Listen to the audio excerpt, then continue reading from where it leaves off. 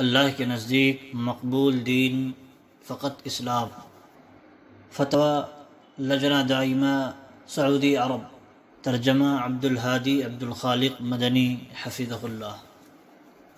بسم اللہ الرحمن الرحیم، الحمد للہ وحدہ والصلاة والسلام علی من لا نبی بعدہ وعلى آلہ وصحبہ ومن تبعہم بإحسان إلی یوم الدین، اما بعد۔ علمی تحقیق اور فتویٰ کی دائمی کمیٹی نے وحدت ادیان کی دعوت سے متعلق سوالات اور ذرائع ابلاغ سے نشر ہونے والے آراء اور مقالات کا جائزہ لیا، جن کا کہنا ہے کہ دین اسلام اور یہودیت و نصرانیت میں اتحاد پیدا کیا جائے، نیز اس اتحاد کے اظہار کے طور پر یونیورسٹیوں، ایئرپورٹوں اور عام مقامات پر ایک ہی جگہ میں مسجد، گرجا اور یہودیوں کی عبادت گاہ تعمیر کی جائے۔ اسی طرح ایک ہی غلاف میں قرآن کریم اور توریت و انجیل کو چھاپا جائے وغیرہ وغیرہ۔ اس سلسلہ میں مشرق و مغرب میں بہت سے سیمیناروں اور کانفرنسوں کا انعقاد ہوا اور بہت سی سوسائٹیاں بنائی گئیں۔ لجنہ دائمہ کی کمیٹی نے کافی غور و فکر اور تحقیق کے بعد اس سے متعلق درج ذیل امور کا فیصلہ کیا۔ نمبر 1، اسلام کا ایک بنیادی عقیدہ جو ہر کسی کو لازمی طور پر معلوم ہے اور جس پر تمام مسلمانوں کا اتفاق ہے، یہ ہے کہ اس روئے زمین پر اسلام کے سوا کوئی بھی دین برحق نہیں ہے۔ وہ سب سے آخری دین ہے اور اپنے سے پہلے کے تمام دینوں، ملتوں اور شریعتوں کا ناسخ ہے۔ لہذا اب اس روئے زمین پر اسلام کے سوا کوئی ایسا دین باقی نہیں کہ جس کے ذریعہ اللہ تعالیٰ کی عبادت کی جا سکے۔ اللہ تعالیٰ کا ارشاد ہے، وَمَن يَبْتَغِ غَيْرَ الْإِسْلَامِ دِينًا فَلَن يُقْبَلَ مِنْهُ وَهُوَ فِي الْآخِرَةِ مِنَ الْخَاسِرِينَ۔ جو شخص اسلام کے سوا اور کوئی دین تلاش کرے، اس کا دین قبول نہ کیا جائے گا اور وہ آخرت میں خسارہ پانے والوں میں ہوگا۔ محمد صلی اللہ علیہ وسلم کی بعثت کے بعد اسلام وہی ہے جسے آپ لے کر کے آئے، نہ کہ دیگر ادیان۔ نمبر 2، اسلام کے بنیادی عقائد میں سے یہ بھی ہے کہ اللہ تعالیٰ کی کتاب قرآن کریم رب العالمین کے پاس سے آنے اور نازل ہونے کے اعتبار سے سب سے آخری کتاب ہے اور سابقہ نازل شدہ توریت و انجیل وغیرہ تمام کتابوں کی ناسخ اور ان کی محافظ ہے۔ اب قرآن کریم کے سوا کوئی آسمانی کتاب ایسی باقی نہیں جس کے ذریعے اللہ کی عبادت کی جا سکے۔ اللہ تعالیٰ کا ارشاد ہے، وَأَنزَلْنَا عَلَيْكَ الْكِتَابَ بِالْحَقِّ مُصَدِّقًا لِمَا بَيْنَ يَدَيْهِ مِنَ الْكِتَابِ وَمُهَيْمِنًا عَلَيْهِ فاحكم بينهم بما أنزل الله ولا تتبع أهواءهم عما جاءك من الحق۔ اور ہم نے آپ کی طرف حق کے ساتھ یہ کتاب نازل فرمائی ہے جو اپنے سے اگلی کتابوں کی تصدیق کرتی ہے اور ان کی محافظ ہے، اس لیے آپ ان کے آپس کے معاملات میں اسی اللہ کی اتاری ہوئی کتاب کے ساتھ فیصلہ کیجیے، اس حق سے ہٹ کر ان کی خواہشوں کے پیچھے نہ جائیے۔ نمبر 3، اس بات پر ایمان رکھنا ضروری ہے کہ توریت و انجیل قرآن کریم کے ذریعہ منسوخ ہو چکے ہیں، اس میں کمی بیشی کے ذریعہ تحریف اور تبدیلی ہو چکی ہے، جیسا کہ اس کا بیان قرآن کریم کی بہت سی آیات میں موجود ہے۔ اس میں سے ایک اللہ تعالیٰ کا یہ قول ہے، فَبِمَا نَقْضِهِم مِّيثَاقَهُمْ لَعَنَّاهُمْ وَجَعَلْنَا قُلُوبَهُمْ قَاسِيَةً يُحَرِّفُونَ الْكَلِمَ عَن مَّوَاضِعِهِ وَنَسُوا حَظًّا مِّمَّا ذُكِّرُوا بِهِ وَلَا تَزَالُ تَطَّلِعُ عَلَىٰ خَائِنَةٍ مِّنْهُمْ إِلَّا قَلِيلًا مِّنْهُمْ۔ پھر ان کی عہد شکنی کی وجہ سے ہم نے ان پر اپنی لعنت نازل فرما دی اور ان کے دل سخت کر دیے کہ وہ کلام کو اس کی جگہ سے بدل ڈالتے ہیں، اور جو کچھ نصیحت انہیں کی گئی تھی اس کا بہت بڑا حصہ بھلا بیٹھے۔ تمہیں برابر ان کی خیانت پر اطلاع ملتی رہے گی، ہاں تھوڑے سے ایسے نہیں بھی ہیں۔ نیز اللہ تعالیٰ کا فرمان ہے فویل للذین یکتبون الکتاب بأیدیہم ثم یقولون هذا من عند اللہ لیشتروا به ثمنا قلیلا فویل لهم مما كتبت ایدیہم وویل لهم مما یکسبون۔ ان لوگوں کے لیے ویل، ہلاکت و تباہی ہے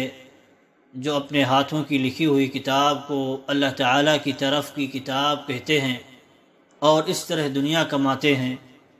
ان کے ہاتھوں کی لکھائی کو اور ان کی کمائی کو ہلاکت اور افسوس ہے۔ نیز ارشاد ہے وَإِنَّ مِنْهُمْ لَفَرِيقًا يَلْؤُونَ أَلْسِنَتَهُمْ بِالْكِتَابِ لِتَحْسَبُوهُ مِنَ الْكِتَابِ وَمَا هُوَ مِنَ الْكِتَابِ وَيَقُولُونَ هُوَ مِنْ عِنْدِ اللَّهِ وَمَا هُوَ مِنْ عِنْدِ اللَّهِ وَيَقُولُونَ عَلَى اللَّهِ الْكَذِبَ وَهُمْ يَعْلَمُونَ۔ یقیناً ان میں ایک ایسا گروہ بھی ہے جو کتاب پڑھتے ہوئے اپنی زبان مروڑتا ہے تاکہ تم اسے کتاب ہی کی عبارت خیال کرو، حالانکہ دراصل وہ کتاب میں سے نہیں، اور یہ کہتے بھی ہیں کہ وہ اللہ تعالیٰ کی طرف سے ہے، حالانکہ دراصل وہ اللہ تعالیٰ کی طرف سے نہیں، وہ تو دانستہ اللہ تعالیٰ پر جھوٹ بولتے ہیں۔ بنابراً ان کتابوں میں جو کچھ صحیح باقی ہے وہ اسلام کے ذریعہ منسوخ ہے، اور جو صحیح نہیں وہ تحریف کیا ہوا اور بدلا ہوا ہے، لہذا کچھ بھی قابل عمل نہیں۔ نیز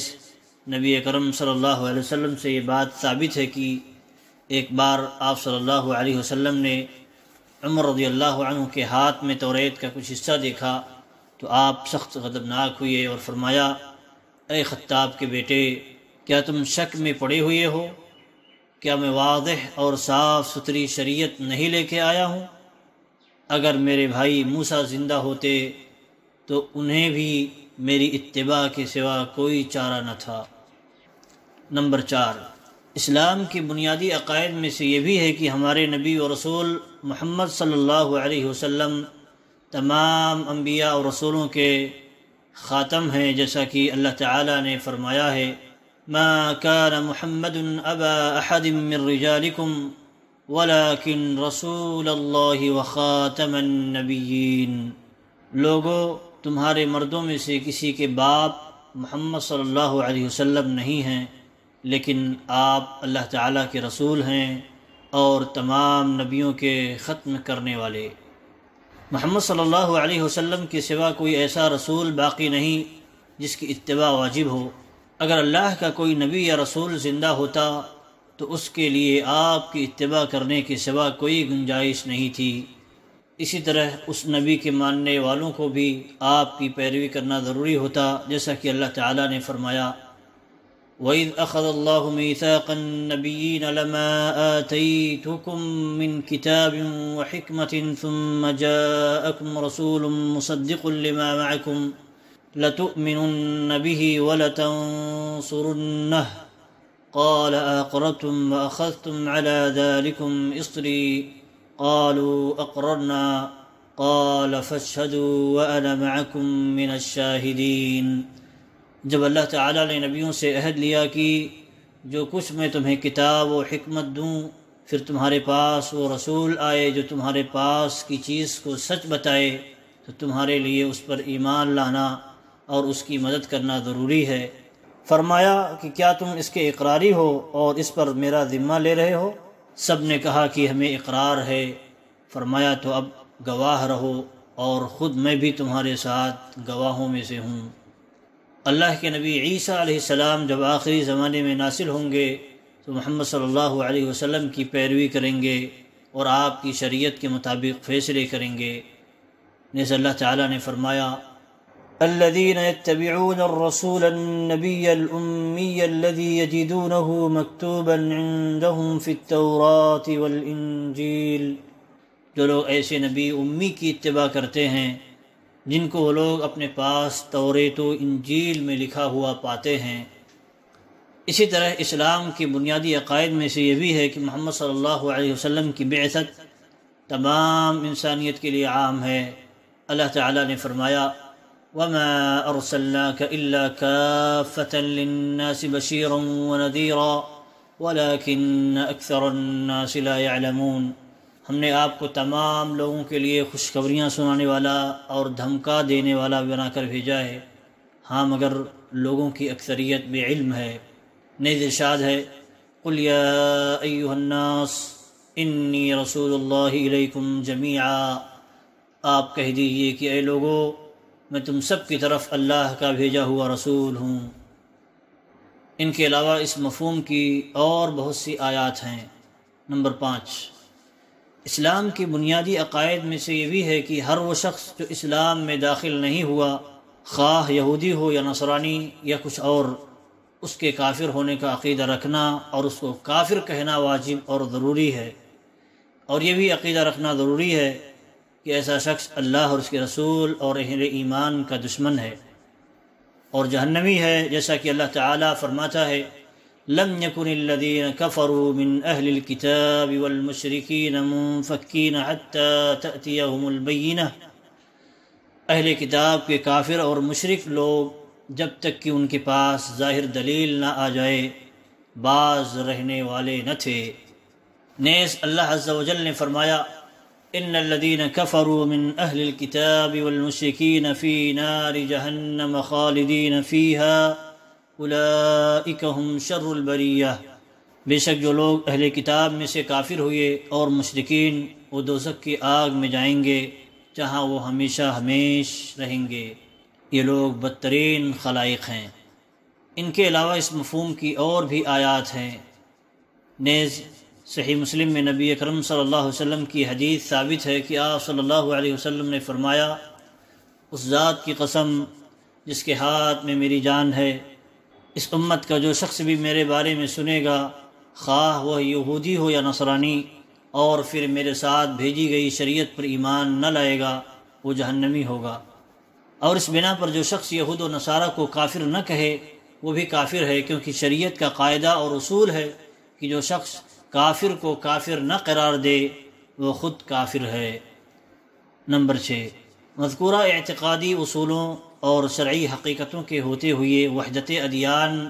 یعنی تمام دینوں کو ایک بنانے یا باہمی قربت پیدا کرنے یا ایک سانچہ میں ڈھالنے کی دعوت انتہائی خبیث اور پرفریب دعوت ہے، جس کا مقصد حق و باطل کو باہم ملا دینا، اسلام کی عمارت کو ڈھا دینا، اس کے ستونوں کو اکھاڑ پھینکنا اور تمام مسلمانوں کو ارتداد کی طرف کھینچ لے جانا ہے۔ یہ عمل اللہ تعالیٰ کے اس فرمان کی مصداق ہے، وَلَا يَزَالُونَ يُقَاتِلُونَكُمْ حَتَّى يَرُدُّوكُمْ عَنْ دِينِكُمْ إِنِ اسْتَطَاعُوا، یہ لوگ تم سے لڑائی کرتے رہیں گے یہاں تک کہ اگر ان سے ہو سکے تو تمہیں تمہارے دین سے مرتد کر دیں۔ نیز اللہ عز و جل نے فرمایا، وَدُّوا لَوْ تَكْفُرُونَ كَمَا كَفَرُوا فَتَكُونُونَ سَوَاءً، ان کی تو چاہت ہے کہ جس طرح کے وہ کافر ہیں تم بھی ان کی طرح کفر کرنے لگو اور پھر سب یکساں ہو جاؤ۔ نمبر 7، مذکورہ گنہگار دعوت کا ایک نتیجہ یہ بھی ہوگا کہ اسلام و کفر، حق و باطل اور معروف و منکر کے درمیان تمیز ختم ہو جائے گی، مسلمانوں اور کافروں کے درمیان موجود نفرت کی دیوار ٹوٹ جائے گی، اور ولا اور برا یعنی اسلام اور اللہ کی خاطر دوستی اور دشمنی کا وجود نہ رہے گا۔ اللہ کی زمین میں اللہ کے کلمہ کی سربلندی کے لیے جہاد و قتال بھی ختم ہو جائے گا، جبکہ اللہ تعالیٰ فرماتا ہے، قاتلوا الذین لا یؤمنون باللہ ولا بالیوم الآخر ولا یحرمون ما حرم اللہ ورسولہ ولا يدينون دين الحق من الذين اوتوا الكتاب حتى يعطوا الجزية عن يد وهم صاغرون، ان لوگوں سے لڑو جو اللہ پر اور قیامت کے دن پر ایمان نہیں لاتے، جو اللہ اور اس کے رسول کی حرام کردہ چیزوں کو حرام نہیں جانتے، نہ دین حق کو قبول کرتے ہیں، ان لوگوں میں سے جنہیں کتاب دی گئی ہے یہاں تک کہ وہ ذلیل و خوار ہو کر اپنے ہاتھ سے جزیہ ادا کریں۔ نیز فرمایا، وَقَاتِلُوا الْمُشْرِكِينَ كَافَّةً كَمَا يُقَاتِلُونَكُمْ كَافَّةً وَاعْلَمُوا أَنَّ اللَّهَ مَعَ الْمُتَّقِينَ، اور تم تمام مشرکوں سے جہاد کرو جیسے کہ وہ تم سب سے لڑتے ہیں، اور جان رکھو کہ اللہ تعالیٰ متقیوں کے ساتھ ہے۔ نمبر 8، وحدت ادیان کی دعوت اگر کسی مسلمان کی طرف سے ہے تو اسے دین اسلام سے صریح ارتداد پر محمول کیا جائے گا، اس لیے کہ یہ دعوت عقیدہ کے اصولوں سے ٹکراتی ہے، اللہ سے کفر پر رضامندی ظاہر کرتی ہے، قرآن کی صداقت اور اس سے ماقبل کی تمام کتابوں کو بذریعہ قرآن منسوخ ہونے اور اسی طرح بذریعہ اسلام ماقبل کی تمام شریعتوں اور ادیان و مذاہب کے منسوخ ہونے کو باطل قرار دیتی ہے۔ اس بنیاد پر یہ ایسی سوچ ہے جو شرعی طور پر پوری طرح مردود اور شریعت اسلامیہ میں قرآن و سنت اور اجماع کے جملہ دلائل سے قطعی طور پر حرام ہے۔ نمبر 9، سابقہ دلائل سے درج ذیل امور ثابت ہوتے ہیں۔ نمبر 1، کسی ایسے مسلمان کے لیے جو اللہ کے رب اور اسلام کے دین اور محمد صلی اللہ علیہ وسلم کے نبی اور رسول ہونے پر ایمان رکھتا ہو، اس فاسد نظریے کی طرف دعوت دینا، اس کی حوصلہ افزائی کرنا اور مسلمانوں کے درمیان اسے پھیلانا اور عام کرنا جائز نہیں، چہ جائے کہ اس دعوت کو قبول کرنا، اس کے اجلاس اور کانفرنسوں میں شریک ہونا اور اس کی محفلوں اور انجمنوں سے اپنے آپ کو منسوب کرنا روا رکھا جائے۔ نمبر 2، کسی مسلمان کے لیے تورات اور انجیل کو الگ الگ بھی چھاپنا جائز نہیں، تو بھلا قرآن کریم کے ساتھ ایک ہی غلاف میں چھاپنا کس طرح جائز ہوگا؟ جس نے ایسا کیا یا اس کی طرف دعوت دی تو نہایت گمراہ ہے، کیونکہ ایسا کرنے سے حق جو کہ قرآن کریم ہے اور تحریف شدہ کتابیں یا حق منسوخ جو تورات و انجیل میں ہے ان کو باہم اکٹھا کرنا لازم آئے گا۔ نمبر 3، کسی مسلمان کے لیے جائز نہیں کہ وہ ایک ہی کمپلیکس کے اندر مسجد، کنیسہ یعنی چرچ، گرجا اور یہودیوں کی عبادت گاہ کی تعمیر کی دعوت قبول کرے، کیونکہ اس بات کا اعتراف ہے کہ دین اسلام کے سوا اور کسی دین کے ذریعہ اللہ تعالیٰ کی عبادت کی جا سکتی ہے، اور تمام ادیان پر دین اسلام کو غالب کرنے کی جدوجہد سے دستکش ہونا ہے۔ نیز یہ دعوت دین حق کے ایک ہی نہیں بلکہ 3 ہونے، روئے زمین پر بسنے والوں کے لیے ان میں سے کسی ایک کو بھی اپنا کر نجات پا سکنے، تینوں ادیان کے برابر ہونے اور اسلام کے سابقہ ادیان کو منسوخ نہ کرنے کی مادیت پرستانہ دعوت ہے، معاذ اللہ۔ اور اس میں کوئی شک نہیں کہ ان باتوں کا اقرار یا اعتقاد یا اس سے راضی ہونا کفر اور ضلالت ہے، کیونکہ اس میں قرآن کریم، سنت مطہرہ اور مسلمانوں کی اجماع کی صریح مخالفت پائی جاتی ہے، اور مذکورہ عمل اس بات کا بھی اعتراف ہے کہ یہود و نصارہ کی تحریفات اللہ تعالیٰ ہی کی طرف سے ہیں، تعالی اللہ عن ذلک۔ اسی طرح گرجا گھروں کو اللہ کا گھر کہنا بھی جائز نہیں، اور یہ ماننا بھی درست نہیں کہ وہ لوگ اللہ تعالیٰ کی ایسی عبادت کرتے ہیں جو اللہ کے نزدیک صحیح اور قابل قبول ہے، کیونکہ وہ دین اسلام کے علاوہ الگ طریقے کی عبادت ہے، اور اللہ تعالیٰ فرماتا ہے وَمَن يَبْتَغِ غَيْرَ الْإِسْلَامِ دِينًا فَلَن يُقْبَلَ مِنْهُ وَهُوَ فِي الْآخِرَةِ مِنَ الْخَاسِرِينَ۔ جو شخص اسلام کے سوا اور دین تلاش کرے اس کا دین قبول نہ کیا جائے گا اور وہ آخرت میں نقصان پانے والوں میں سے ہوگا۔ بلکہ ان گرجا گھروں میں اللہ کے ساتھ کفر کیا جاتا ہے۔ ہم کفر اور اہل کفر سے اللہ کی پناہ چاہتے ہیں۔ شیخ الاسلام ابن تیمیہ رحمہ اللہ فرماتے ہیں، نصرانیوں کے گرجا یعنی چرچ اور یہودیوں کی عبادت خانے اللہ کا گھر نہیں ہیں، اللہ کا گھر تو مسجدیں ہیں۔ ان گھروں میں تو اللہ کے ساتھ کفر کیا جاتا ہے، اور اگر کبھی ان میں اللہ کا ذکر بھی کیا جاتا ہو تو ہر گھر کو گھر والے کی طرف منسوب کیا جاتا ہے، چنانچہ ان گھروں میں عبادت کرنے والے چونکہ کفار ہیں اس لیے یہ گھر کفار کی عبادت خانے ہیں۔ نمبر 10، معلوم ہونا چاہیے کہ عمومی طور پر تمام کفار اور خصوصی طور پر اہل کتاب یعنی یہود و نصارہ کو اسلام کی دعوت دینا تمام مسلمانوں پر واجب ہے۔ کتاب و سنت کے صریح نصوص اس بات پر دلالت کرتے ہیں، لیکن یہ دعوت وضاحت و بیان اور اچھے انداز میں بحث و مجادلہ کے ذریعہ ہی ہوگی۔ اس کے لیے اسلامی شریعت میں سے کسی چیز میں تناسل نہیں کیا جائے گا۔ ایسا اس لیے کیا جائے گا تاکہ وہ یا تو اسلام کے تعلق سے مطمئن ہو کر اسے قبول کر لیں اور اس میں داخل ہو جائیں، یا پھر ان پر حجت قائم ہو جائے تاکہ جو ہلاک ہو دلیل پر یعنی یقین جان کر ہلاک ہو، اور جو زندہ رہے دلیل پر یعنی حق پہچان کر زندہ رہے۔ اللہ تعالیٰ فرماتا ہے قُلْ يَا أَهْلَ الْكِتَابِ تَعَالَوْا إِلَىٰ كَلِمَةٍ سَوَاءٍ بَيْنَنَا وَبَيْنَكُمْ ألا نعبد إلا الله ولا نشرك به شيئا ولا يتخذ بعضنا بعضا أربابا من دون الله فإن تولوا فقولوا اشهدوا بأننا مسلمون۔ آپ کہہ دیجئے کہ اے اہل کتاب، ایسی انصاف والی بات کی طرف آؤ جو ہم میں تم میں برابر ہے کہ ہم اللہ تعالیٰ کے سوا کسی کی عبادت نہ کریں، نہ اس کے ساتھ کسی کو شریک بنائیں، نہ اللہ تعالیٰ کو چھوڑ کر آپس میں ایک دوسرے کو ہی رب بنائیں۔ بس اگر وہ منہ پھیر لیں تو تم کہہ دو کہ گواہ رہو ہم تو مسلمان ہیں۔ یہود و نصارہ کی خواہشات کو تسلیم کرنے، ان کے اہداف و مقاصد کی تکمیل کرنے اور حلقہ اسلام اور عہد ایمان کو توڑنے کے لیے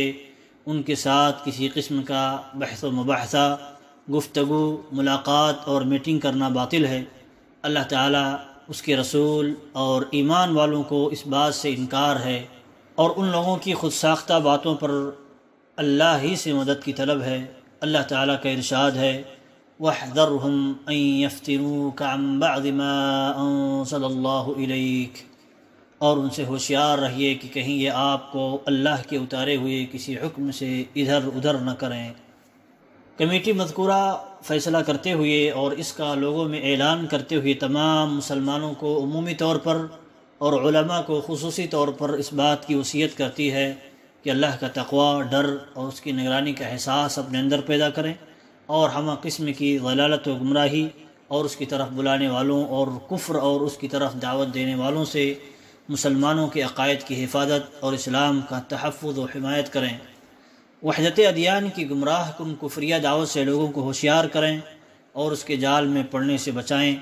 ہم تمام مسلمانوں کے بارے میں اللہ کی پناہ چاہتے ہیں کہ ان کا کوئی فرد اس گمراہی کو مسلمانوں کے ملکوں میں لانے اور رائج کرنے کا سبب بنے۔ اللہ تعالیٰ سے اس کے حسین ترین ناموں اور بلند ترین صفات کے واسطے سے دعا ہے کہ وہ ہمیں تمام گمراہ کن فتنوں سے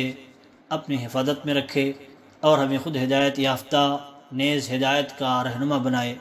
اپنے رب کی طرف سے نور و ہدایت کی بنیاد پر اسلام کا پاسبان بنائے، حتیٰ کہ ہم اپنے رب سے اس حال میں ملاقات کریں کہ وہ ہم سے راضی ہو۔ وباللہ التوفیق، وصلی اللہ وسلم علی نبینا محمد وآلہ وصحبہ اجمعین۔